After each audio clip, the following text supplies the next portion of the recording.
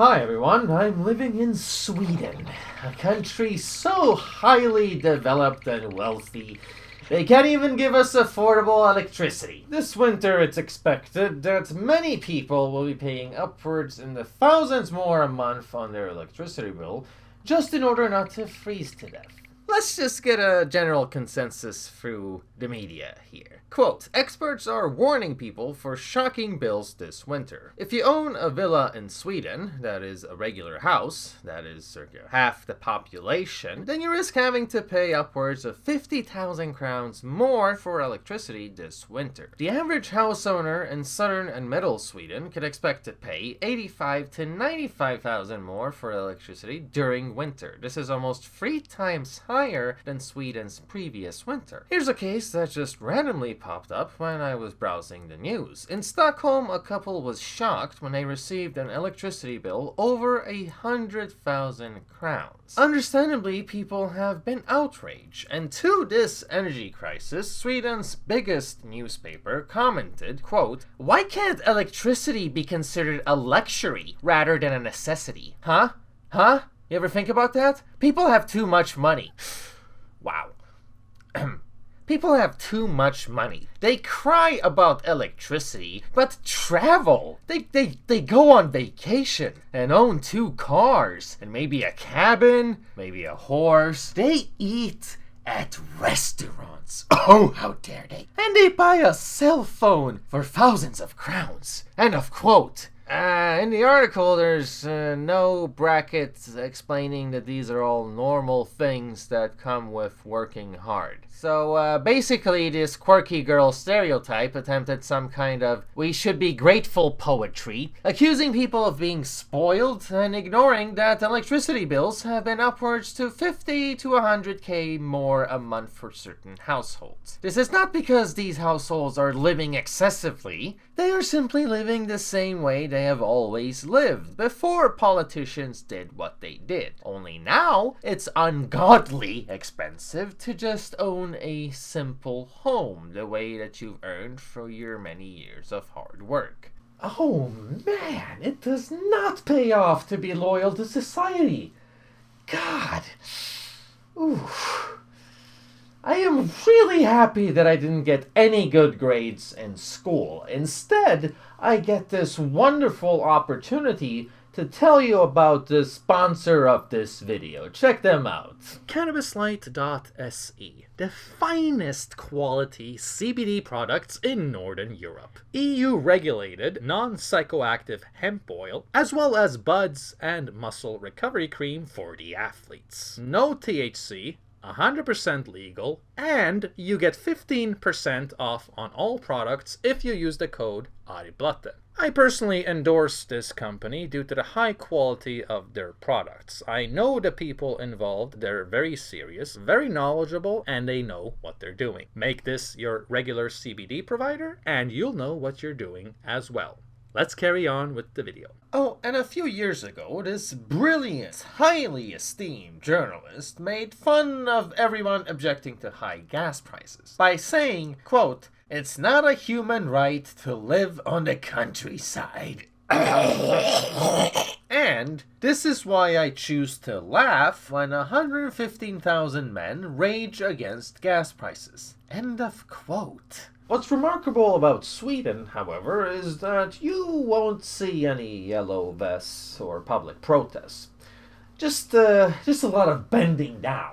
So here we go with yet another Swedish social crisis that easily could have been avoided. This energy crisis is completely man-made through climate-friendly policy enforcement. And it's amazing how often politicians are allowed to lie while journalists duck the really tough questions due to this fear that nobody will want to be interviewed if you're too critical on them. Yep, that's basically how media works in a small country like Sweden. One of many reasons why I've dubbed it the global incest village. Now allow Father Foreigner to provide an example of such a lie, straight from the guilty leftist that delivered this energy crisis right into our taints. Quote, I can understand that people become angry when they can't afford to heat up their houses. But then we all should remember that our anger should be primarily aimed at Russia. They put us in this situation in our dependency of their gas. End of quote.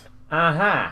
Sounds like you're providing enough of your own natural gas there, buddy. And he says this while our official energy department has the following to say in a report. Today, all natural gas is delivered to Sweden through Danish gas fields. It takes place through a pipe underneath Öresund.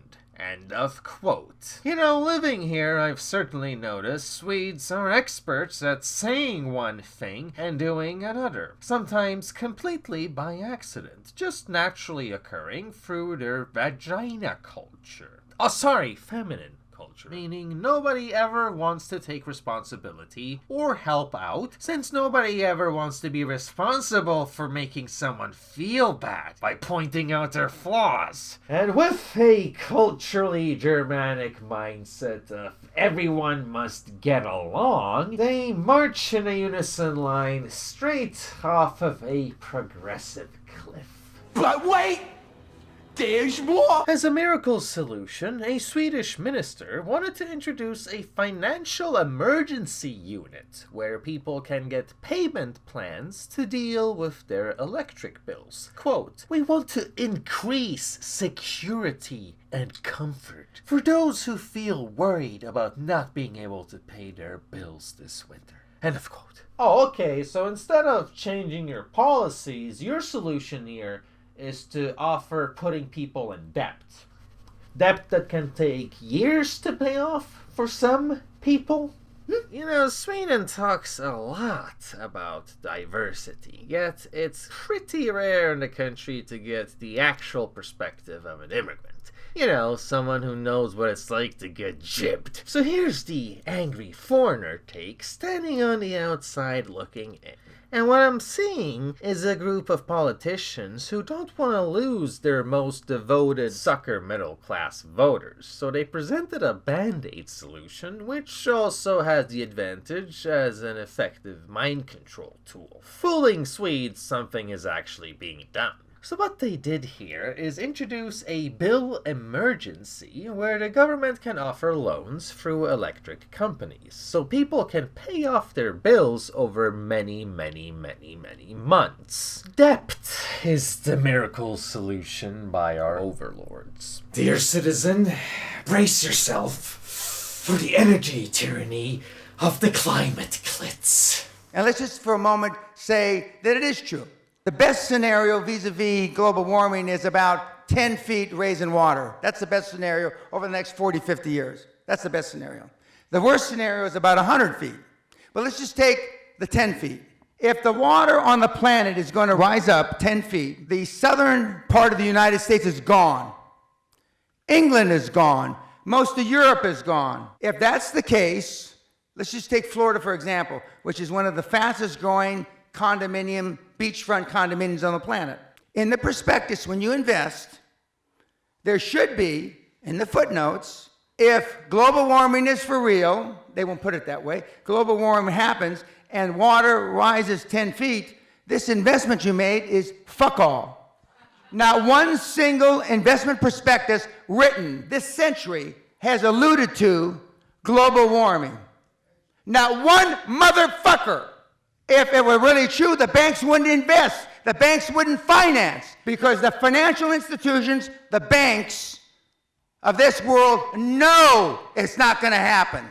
Otherwise, you couldn't get a goddamn loan in London. You know those 30, 40-year mortgages? The world will be over by then.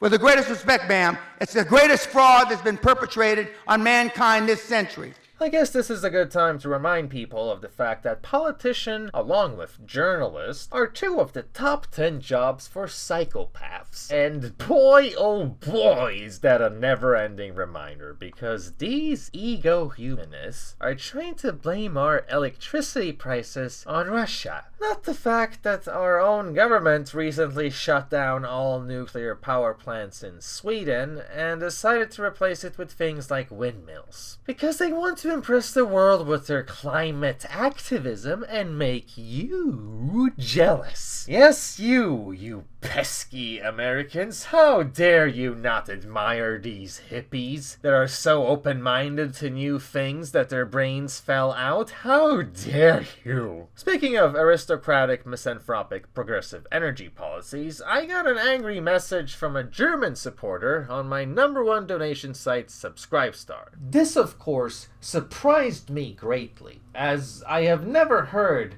of such a thing as an angry German before. Have you ever seen an angry German? I haven't. And it's not like their entire language is based on sounding angry, like 150% of the time, so I'm really at a loss for words here.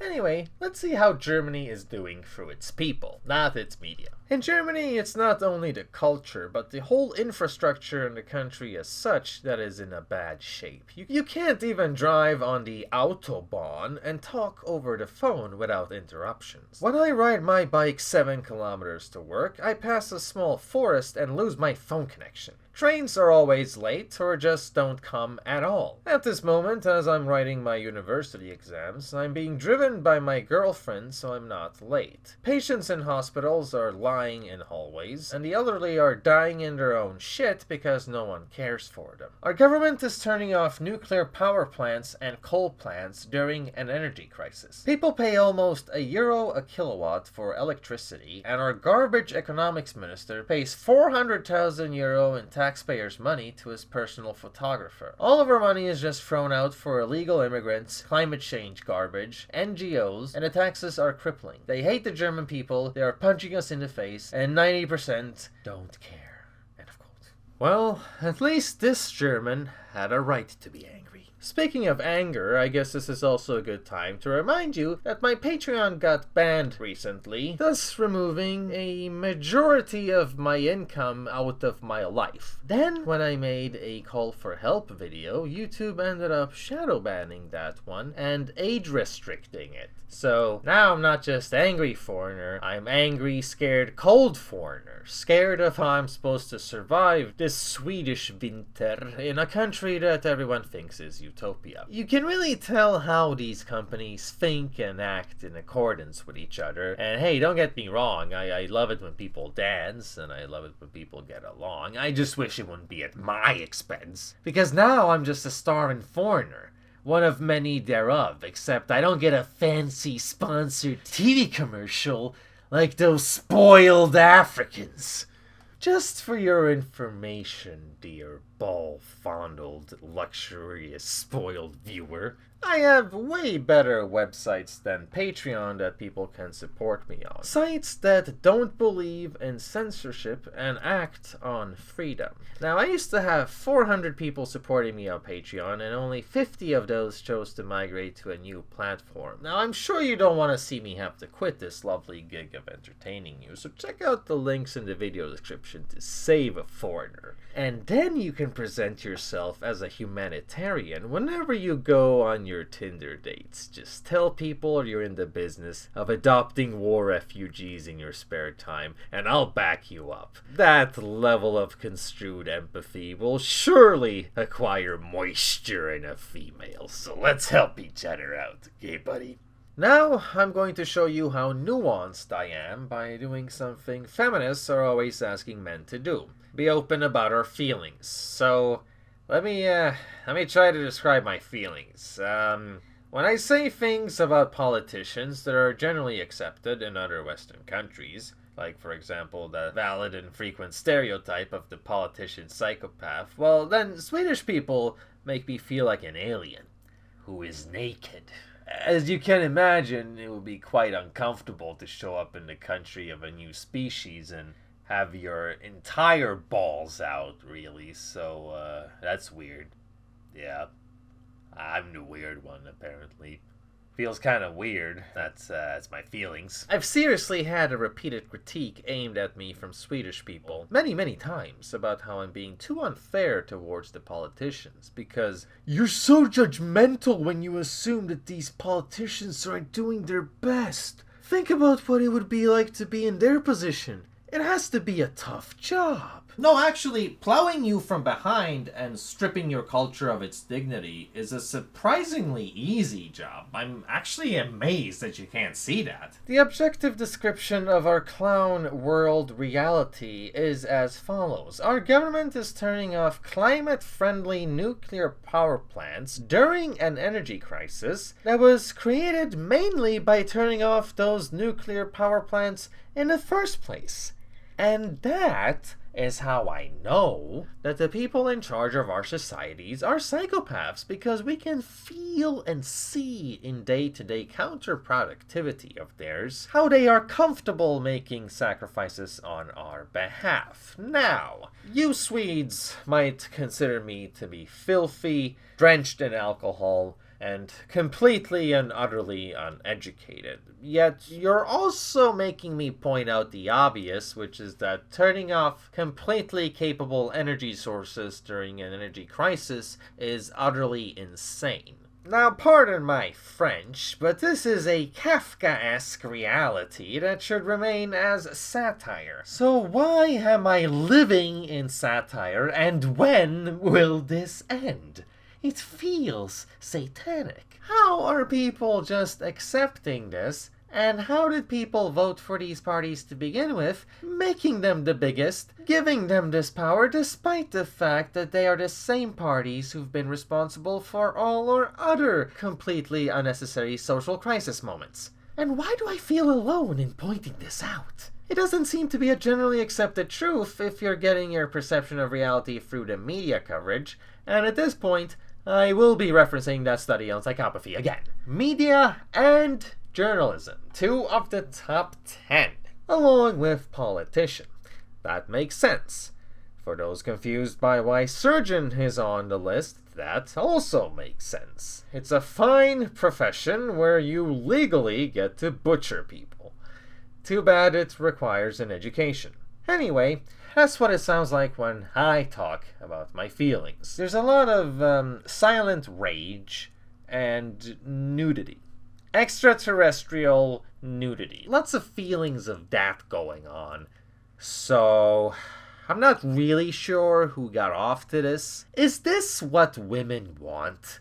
Please leave a comment. I'm your friendly neighborhood foreigner, and you can support me through Bitcoin, Subscribestar, Ko-Fi, and other delicious freedom-friendly options if you just check the video description. And if you want to make sure you're being notified of new uploads, actually notified, use my newsletter instead of trusting liberal communist YouTube. Thank you for watching.